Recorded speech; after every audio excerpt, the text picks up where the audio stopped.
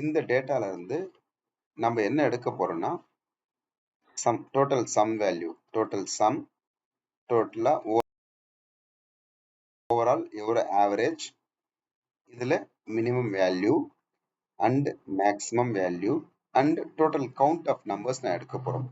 இது நம்ம எடுக்கணும்னா நான் என்ன பண்ணுவேன், நார்மலா நம்ம என்ன பண்ணுவோம், sum போட்டு plus இது ஒவ்வொன்றா செலக்ட் பண்ணிட்டு இருப்போம் and average ஒன்னொன்னா செலக்ட் பண்ணுவோம்.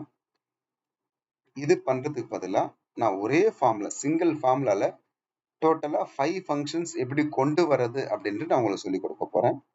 பாருங்க. Equal to by call in the sense by column select பண்ணிட்டோம்.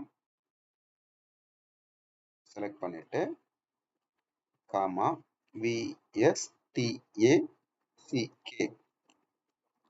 இதனுடைய மீனிங் நான் அடுத்த வீடியோல உங்களுக்கு சொல்லி கொடுக்குறேன். நான் ஃபர்ஸ்ட் அரே 1 எனக்கு என்ன வேணும் அப்படின்னா சம் வேணும். அடுத்தது ஆவரேஜ் வேணும்.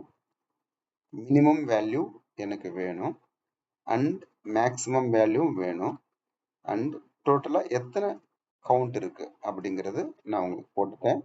க்ளோஸ் பிராக்கெட் பண்ணிட்டு என்டர் கொடுத்தீங்கன்னா உங்களுக்கு ஆட்டோமேட்டிக்கா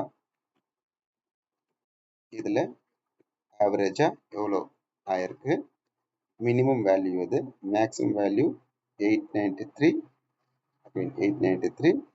ஆவரேஜா உங்களுக்கு எவ்வளோ வந்திருக்குன்ற வேல்யூ உங்களுக்கு ஈஸியாக காட்டிடும். ரொம்ப தேங்க்ஸ்.